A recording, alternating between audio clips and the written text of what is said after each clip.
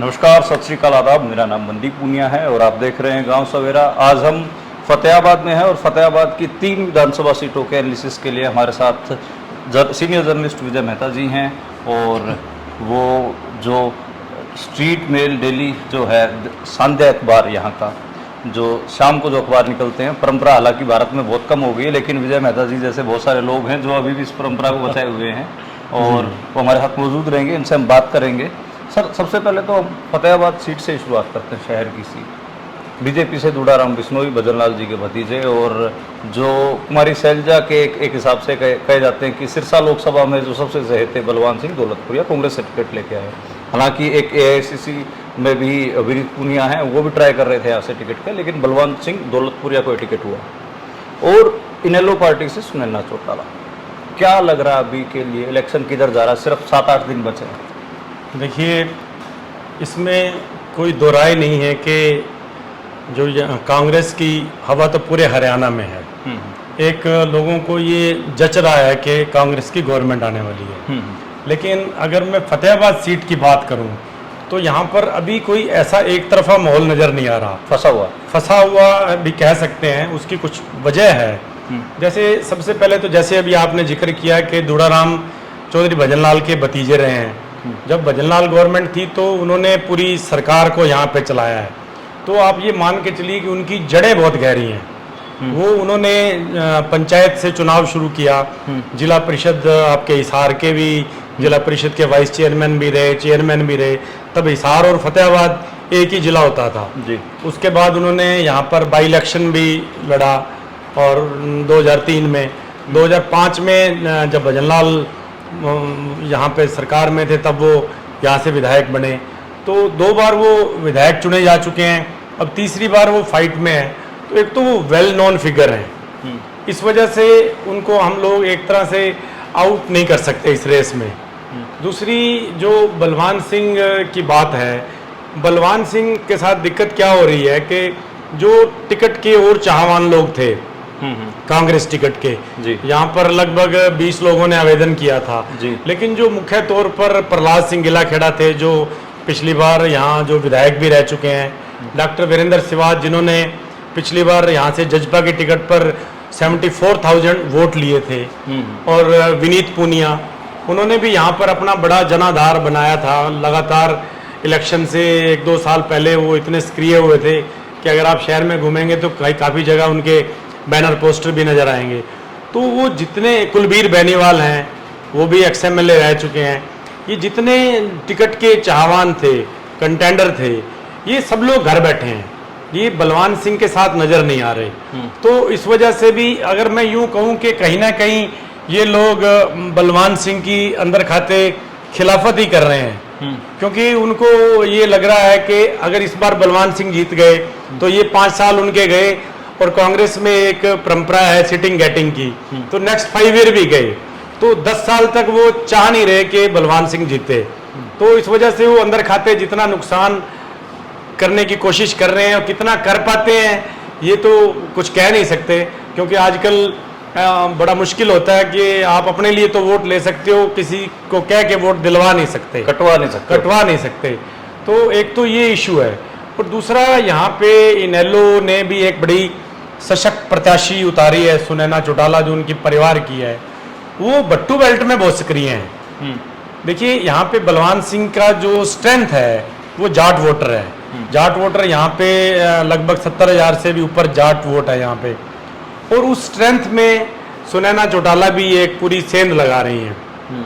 वो कहाँ तक सेंध लगा पाती हैं ये बड़ा डिपेंड करेगा। बलवान सिंह कितने तक का उनका मतलब बलवान सिंह, अगर देखिए, अगर सुनैना चौटाला 8,000 तक रहती हैं, तो उनको कोई खास दिक्कत नहीं होगी बलवान सिंह को।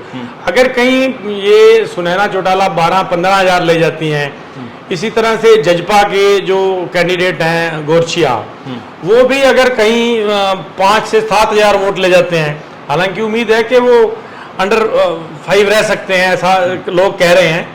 मैं नहीं कोट करूंगा कि दावा नहीं करूंगा, लेकिन लोग कहते हैं कि भी वो अंडर 5 के आसपास रहेंगे। अगर लेकिन उनका पीछे पीली मंदोरी में बड़ा अच्छा शो था, बन मंदोरी में उनके बड़े अच्छी वो है, बनगांव में उनके वोटर हैं, और उनका जो स्वभाव है, वो लोग कहते हैं कि बड़ा निर्मल स्वभाव के एक ही कैंडिडेट है मानते हैं लोग, वो उस वजह से भी वो भी उसी जाट बेल्ट में ही पूरा जोर लगाए हुए हैं। उसका भी खतरा जो है बलवान सिंह को ही असर करता है। आम आदमी पार्टी ने भी वहाँ पर जो जिला परिषद के जो पीछे चुनाव लड़े 11,000 वोट मिले उनको, कमल बिस्ला को। आम आदमी पार्टी ने भी भट्टू बेल्ट के ठुइयाँ गांव के व्यक्ति को टिकट दे रखा है। ठुइयाँ गांव में आज उनकी जनसभा थी तो पूरा गांव बाहर निकला हुआ था, तो उन्होंने इतनी भावुक अपील की, तो गांव वालों ने उनकी अपील को देख के कहा कि तुम बाकी जगह जाओ, गांव को छोड़ दो, गांव हमारी जिम्मेदारी है। अगर वो गांव से 1000 से 2000 वोट भी ले जाते हैं अपने एक ही गांव से, वो भी सीधा सीधा नुकसान कांग्रेस को है। इसी तरह से शहर में अगर बात करें तो शहर में एक इंडिपेंडेंट कैंडिडेट है काका चौधरी। काका चौधरी की अगर आप जनसभाएं देखें तो वो ऐसा लगता है कि शहर से 10 से 15,000 वोट भी ले जाएं तो कोई बड़ी बात नहीं, लेकिन अगर वो 5,000 वोट तक रहते हैं तो बलवान सिंह का नुकसान है। अगर वो 10,000 वोट ले जाते हैं तो नेक्स्ट 5,000 में बीजेपी के दूड़ाराम को नुकसान है। और लेकिन अगर हम बीजेपी की अब बात करें तो दूड़ाराम के साथ जितने पार्षद चल रहे थे उसमें से आधे से ज़्यादा पार्षद उनको छोड़कर कांग्रेस के खेमे में जा चुके हैं। यहाँ का नगर परिषद जो प्रधान है, जिसको दूड़ाराम ने खुद मेहनत करके बनाया था, राजेंद्र खिच्ची, वो घर बैठे हैं, एक दिन भी वो दूड़ाराम के प्रचार में नहीं आए।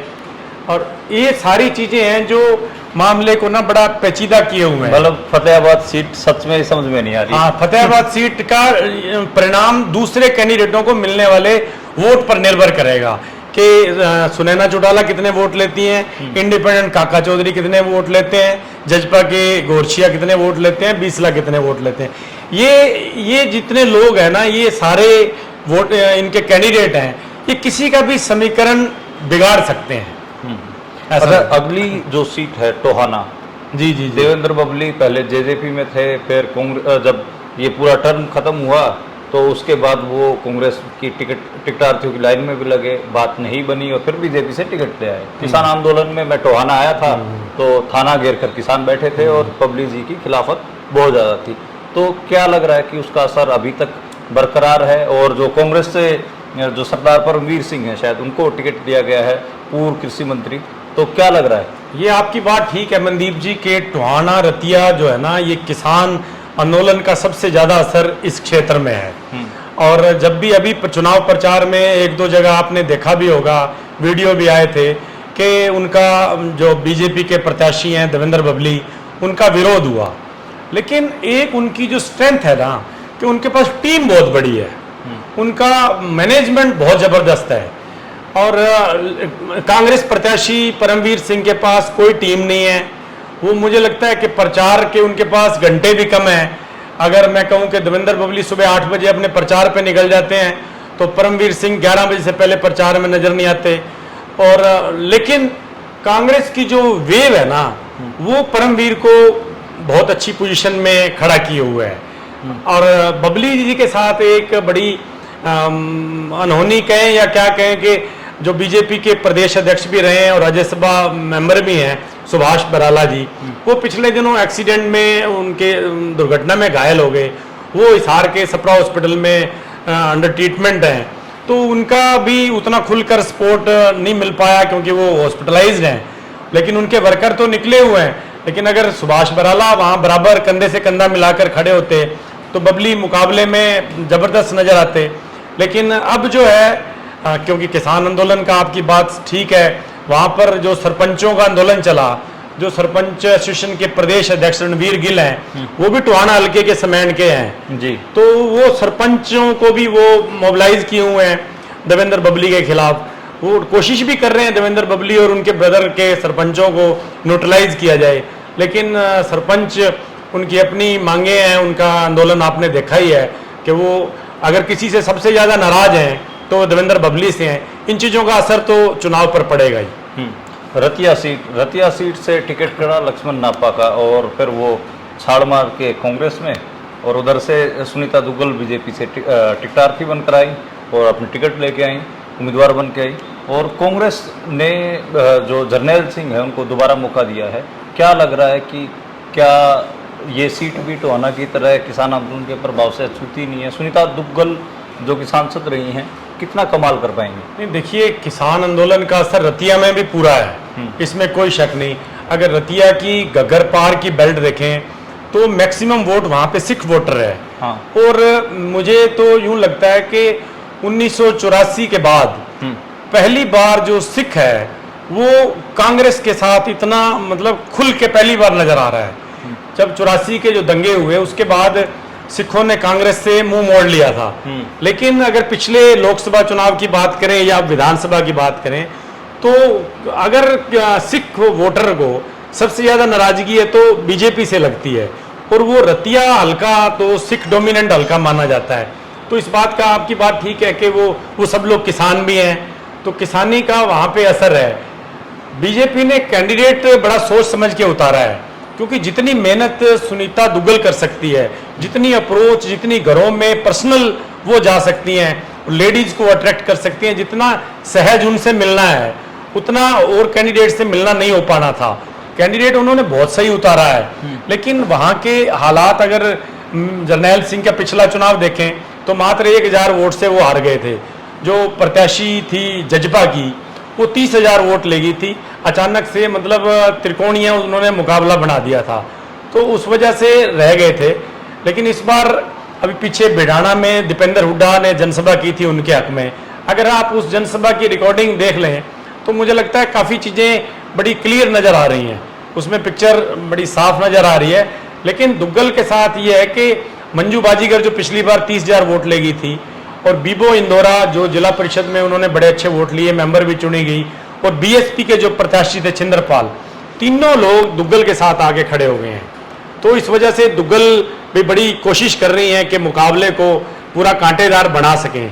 लेकिन वहाँ का जो माहौल है वो अभी उनको, जरनैल सिंह को कांग्रेस की हवा का फायदा मिलता नजर तो आ रहा है। जी, तो फतेहाबाद की 3 सीट, एक मोटा मोटा आकलन समझ में आ गया कि फतेहाबाद ज़्यादा फंसी हुई है और टोहाना और रतिया कहीं ना कहीं थोड़ी सी कांग्रेस को एज अभी दिख रही है। हालांकि इलेक्शन तो हर रोज पलटता है। हाँ, 7 दिन अभी 7 दिन पड़े हैं, कोई भी समीकरण ऐसा हो सकता है, एक नेता के मुंह से कोई ऐसी बात निकल सकती है जो पूरा माहौल पलट देती है। हमारे हिंदुस्तान में तो इलेक्शन भावनाओं पे होता है, गणित पे कम होता है, तो पता नहीं कब क्या हो जाए। जी, ऐसा मुझे लगता है कि हमें इंतजार करना पड़ेगा 5 अक्टूबर तक आखिरी परिणाम के लिए। अच्छा, एक आखिरी सवाल छोटा सा कि जो ये इलाका है ट्रेडिशनली चौटालाओं के चौधरी देवलाल परिवार के प्रभाव का माना गया, और हर बार मतलब ठीक ठाक वोटें लेके जाए गए, और इवन रतिया में तो 4-5 बार उनके विधायक भी रहे हैं, और टोहाना में भी रहे हैं, और फतेहाबाद से भी रहे हैं।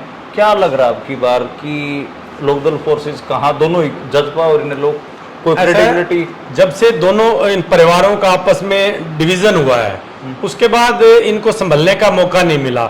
जो इनके नेता लोग थे जो चुनाव लड़ते थे वो डिफरेंट पार्टीज में चले गए। जैसे रविंदर बलेला इनके विधायक रहे हैं, वो बीजेपी में हैं। जरनैल सिंह भी पहले, जो आज कांग्रेस के रतिया से सशक्त नजर आ रहे हैं, वो भी पहले इनेलो में थे।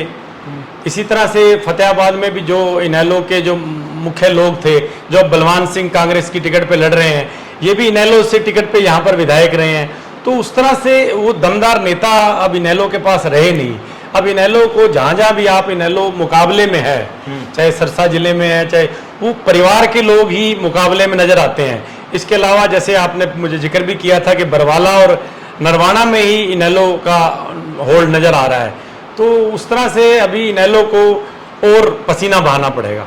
जी, तो शुक्रिया विजय जी। और एक बड़ा मुश्किल होता है वैसे जो जिले और अपने इलाके में जो पत्रकार काम कर रहा होता है, क्योंकि सभी नेता बाय नेम जान रहे होते हैं और काफी लंबे समय से जान रहे होते हैं, तो वो ऐसे वीडियो देखते फोन ठोक देते हैं, आपने मेरी बुराई कर दी, आपने मेरी बुराई कर दी। तो बुराई वाला नहीं, एक ऑब्जेक्टिव एनालिसिस हमने करने की कोशिश की है। और अभी तो 7 दिन है, अगर किसी नेता को या किसी भाई को लगे कि हमारे बारे में कम कहा गया, हाका गया, तो आप 7 दिन खूब मेहनत करिए और अपने हमको गलत प्रूव कर सकते हैं। थैंक यू, शुक्रिया।